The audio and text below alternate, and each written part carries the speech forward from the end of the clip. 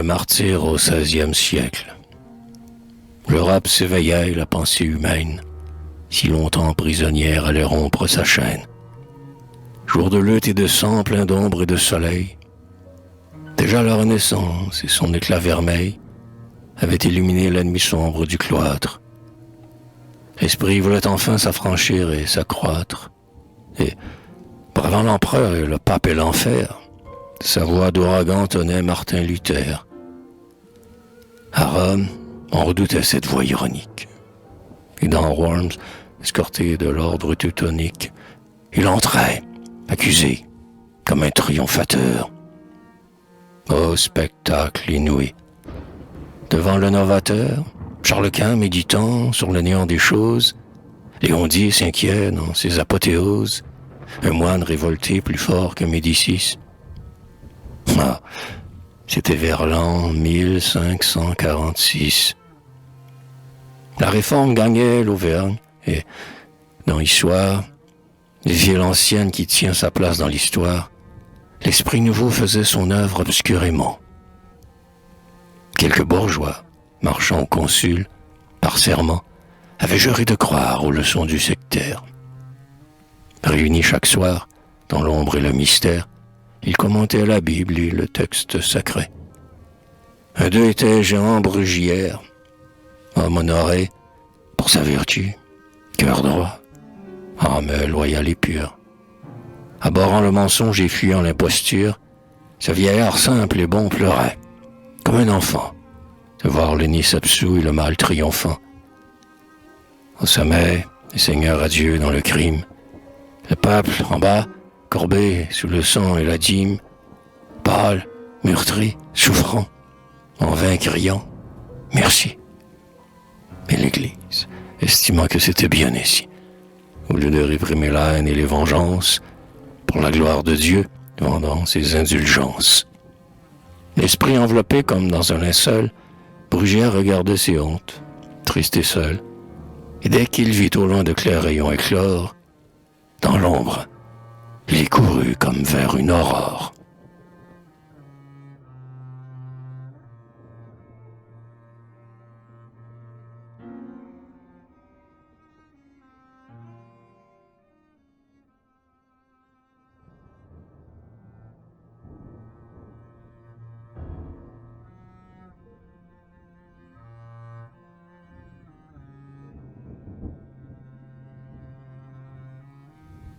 Mais l'Inquisition veillait, le Parlement, contre les Huguenots inventaient des tourments, prescrivant de traquer partout les hérétiques. Et Rome bénissait en chantant des cantiques. C'est la loi. Jésus-Christ en mourant sur la croix subjugua l'univers entier, peuples et rois. Les martyrs, affrontant les tigres et les hyènes, firent partout germer les doctrines chrétiennes. Car le persécuteur, en frappant l'innocent, ne voit pas l'avenir qui fleurit dans le sang. Bientôt on arrêta les réformés d'Issoire. Léon Brugière était d'une vertu notoire, et partant son forfait d'autant plus odieux. Horreur! Il croyait Dieu miséricordieux. Il niait le pouvoir des pieuses images. Il refusait aux saints cultes et des hommages. On l'avait vu lisant des livres prohibés. Il ne saluait plus assez bas les abbés et n'avait pas voulu dénoncer ses complices. Lui, calme, le front haut, et bravant les supplices, quand tous ses compagnons, devant les gens du roi, tremblaient, d'une voix ferme il confessa sa foi. Pouvait-on dans le mal s'obstiner de la sorte? Donc on l'emprisonna. Puis, sous nombreuses escortes, il fut conduit devant le procureur royal, comme blasphémateur, félon et déloyal.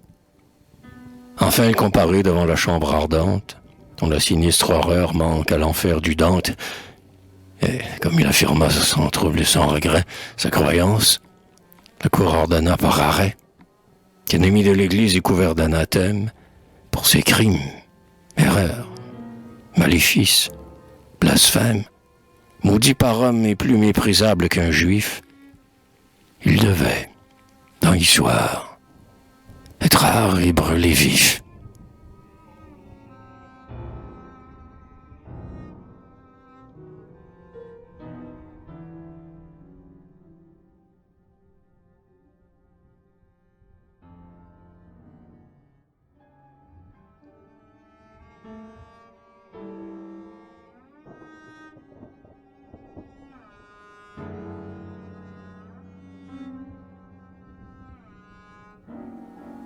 Le moment du supplice est venu. Sur la place, se presse bourgeois, clair, noble et populace. La soirée étant belle et le ciel azuré. L'heure fatale est proche et tout est préparé. Ainsi que le prescrit la suprême sentence, au milieu du marché se dresse la potence, exécrable, où la veille on pendit un voleur. Mais pour Brugière, il faut prolonger la douleur. Une chaîne de fer s'enroule à la poulie, afin que fortement l'exécuteur le lie, et qu'il soit suspendu vivant sur le bûcher. Une torche allumée est aux mains d'un archer. Alentour, les soldats armés de hallebardes forment la haie. À droite, entouré de ses gardes, le lieutenant du roi, d'un air indifférent, cause avec le seigneur bailli de Montferrand. Qu'est-ce donc, après tout, que de brûler un homme? À gauche, le prélat inquisiteur de Rome regarde impatient, sous un dais brodé d'or, le bûcher que le feu n'embrase pas encore. Des moines près de lui, mornes sous leur cagoule, récitent un verset funèbre. Au loin, la foule se coudoie et se pend aux arbres pour mieux voir. Le silence profond, dans le calme du soir, est à peine troublé par quelques sourds murmures. Et le soleil couchant fait briller les armures.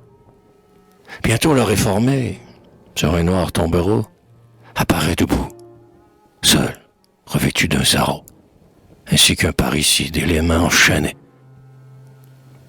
Le front nu, ses cheveux blanchis par les années, lui font une auréole. Il sourit, calme et fort. D'un regard pacifique, il contemple la mort, et le sombre cortège arrête enfin sa marche.